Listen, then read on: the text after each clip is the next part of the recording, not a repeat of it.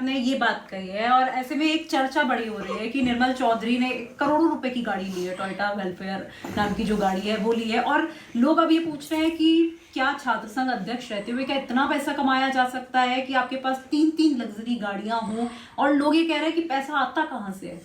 देखिए, ईमानदारी से तो नहीं हो सकता, मेरे से तो कभी नहीं हुआ। मैं तो अभी भी किराए के मकान में रहता हूँ जयपुर में, तो एक ईमानदारी से तो नहीं हो सकता। अब लेकिन हो सकता है किसी को निर्मल का काम पसंद आ गया हो, कोई भामासा ऐसा मिल गया हो, 1000-2000 करोड़ का व्यक्ति मिल गया हो, और वो कई, क्योंकि मैंने देखा राजनीति में कई लोग ऐसे भी होते हैं। अभी मैं जब अनशन पे बैठा, भूख हड़ताल पे बैठा, तो लोगों को लगा कि यार ये सही काम के लिए लड़ाई लड़ रहा है, सही काम के लिए संघर्ष कर रहा है। और जब मैंने कहा कि भाई मुझे 1 करोड़ रुपए की मदद की जरूरत है, मैं 1 करोड़ रुपए उनको दूंगा, जो पीड़ित परिवार है, तो लोगों ने 24 घंटे में 1 करोड़ रुपए दे दी।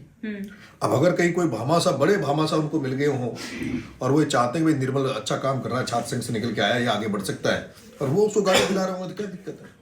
नहीं, लेकिन अभी लेकिन ईमानदारी से हुआ कहाँ है अभी संघर्ष? अभी तो चुनाव भी नहीं लड़े हैं, कोई विधानसभा का या कोई दावेदारी भी नहीं जताई है। देखो, हमारे टाइम पे जब हम छात्र राजनीति करते थे, तो हमें जब छात्र संघ कोई पदाधिकारी बन जाते थे, तो छात्र संघ में जो सीट होती थी उस पर भी छात्र नेता क्या करते थे कि साहब मुख्य अतिथि इसको बनाएंगे, तो मुख्य अतिथि उस बात के भी कि भाई इस आदमी को मुख्य अतिथि बना दो, ये 5 लाख दे देगा, ये 10 लाख दे देगा। ये उस समय भी होता था। छात्र राजनीति में जब घूमर कार्यक्रम कराते थे, उद्घाटन कराते थे, तो भामासा लोग मदद करते थे। अभी मैं भी जब चुनाव लड़ा, तो कई लोग ऐसे भी अनजान लोग आते हैं जिनको लगता है कि भाई ये आदमी सही तरीके से काम कर रहा है, सही लड़ाई लड़ रहा है, अभी चुनाव में मेरी मदद करी। अब हो सकता है वो कोई किस्मत वाला है निर्मल, कि उसको कोई बड़ा भामासा ऐसा मिल गया हो जो उसकी गाड़ियां दिला रहा है, उसकी मदद कर रहा है।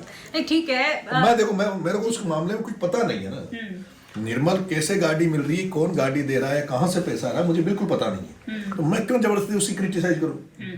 मुझे जब ये पता लग जाएगा कि इसने कोई जमीनों पे कब्जा करके गाड़ी ली है या कोई गलत काम करके लिया, तो उस दिन मैं आपको इंटरव्यू में बोल दूंगा कि भाई इसने गलत किया है। मुझे अभी तक ये पता नहीं कि उसको कैसे, कहाँ से गाड़ी आ रही, कौन गाड़ियां दे रहा है। तो हो सकता है लक्की है, किस्मत वाला, हमें नहीं मिल रहा कोई भामासा। हम भी तो ढूंढ रहे हैं, मैं भी ढूंढ रहा हूँ। 2028 का चुनाव लड़ेंगे, 30 सीटों पर प्रचार करेंगे, तो हम भी सोचते हैं कोई हेलीकॉप्टर वाला मिल जाए जो हेलीकॉप्टर दे दे।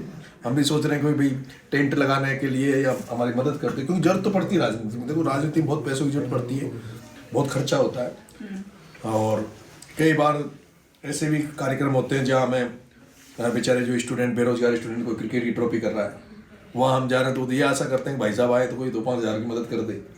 तो उस समय भी, अभी जैसे मेरा मन है, अभी भगत सिंह जो हमने सेना बनाई है, तो उसके लिए भी हमारा मन है कि भाई हम एक भगत सिंह जी की मूर्ति बनवाएं, उनका एक छोटा कहीं भी एक जगह स्मारक बनाए। अब उसके लिए तो पैसा चाहिए, तो देखते हैं कोई मतलब ऐसा भामासा मिल जाए, कोई व्यक्ति मदद करने वाला मिल जाए जिसके सहयोग से ये काम हो जाए। क्योंकि देखिए, मेरे पे ये आरोप जो लगाया था एक नेता ने कि वो तो चंदे के लिए काम करता है। मैं आपको निवेदन करूंगा, देश की लड़ाई, आज़ादी की लड़ाई में ले लो या अभी तक ले लो आप, जो व्यक्ति राजनीति में है, या तो राजनीति में वही लोग आएंगे जिनके पास उद्योगपति हैं, जो फैक्ट्रियों के मालिक हैं, वो लोग राजनीति में आए, या हमारे जैसे लोग राजनीति में आएंगे। अब मेरे खेती बाड़ी थी जो मेन इनकम सोर्स था मेरा, और मेरा एक पेट्रोल पंप है। अब तो खेती बाड़ी में कर नहीं सकता, खेतों पे तो मैं जा नहीं सकता, खेती बाड़ी में कर नहीं सकता, वो तो मैंने बट पे दे दी। पंप है तो पंप में से कितनी सी इनकम आएगी, और वो इनकम में उसमें बच्चों का भी अधिकार है, परिवार का भी अधिकार है, जो मेरी पत्नी है उसका भी अधिकार है कि उसको भी ये कि उनका भी तो घर चलाना है। मुझे ऐसा भी नहीं कि मैं वो उनकी शिक्षा बंद हो जाए, उनको सारी व्यवस्था बंद हो जाए और सारा कुछ मेरे को लौटा दूँ। अब ऐसे समय में हम लोग कैसे काम करें? तो लोग वो सहयोगी मांगते हैं, चंदा मांगते हैं। मैंने तो खुला चंदा मांगा था, मैंने तो सोशल मीडिया के माध्यम से भी चंदा मांगा कि भाई मेरे पास तो कुछ नहीं है, मेरी मदद करो। और अभी मैं BSS बना रहा हूँ, तो BSS में हम ट्रस्ट बना रहे हैं। उस BSS में जब हम मेंबरशिप लेंगे, उससे लोगों को जोड़ेंगे, उस समय भी हम आर्थिक मदद मांगेंगे लोगों को। और क्या फर्क पड़ता है अगर लाखों लोग, हमारे कर्मचारी साथी हैं अभी मेरे, और जिनका मन भी रहता है हम नरेश की मदद करें, तो लाखों लोगों में अगर हम 500, 1000 रुपए की मदद ले लें, और उनसे ना तो उनको कोई ऐसा कोई फर्क पड़ेगा, ना हमारी कोई रुकावट आएगी कार्यक्रम में। और ये सब जानते हैं, सब लोग जानते हैं, जो मदद करते हैं वो भी जानते हैं कि हम जिसकी मदद कर रहे हैं उसका मदद का सदुपयोग हो रहा कि नहीं हो रहा, ये सब लोग जानते हैं।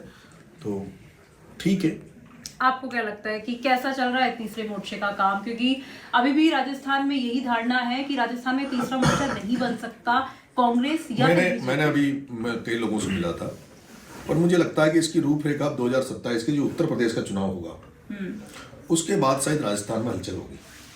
उत्तर प्रदेश को लेकर, उत्तर प्रदेश में जो रिजल्ट आएंगे उसको लेकर भी काफ़ी सारे चीज़ें क्लियर रहेगी। क्लियर 2027 यूपी चुनाव होगा, उसके बाद ज़्यादा स्पष्ट हो पाएगा। अंता जब विधानसभा चुनाव हुए तो आपके साथ राजेंद्र गुड़ा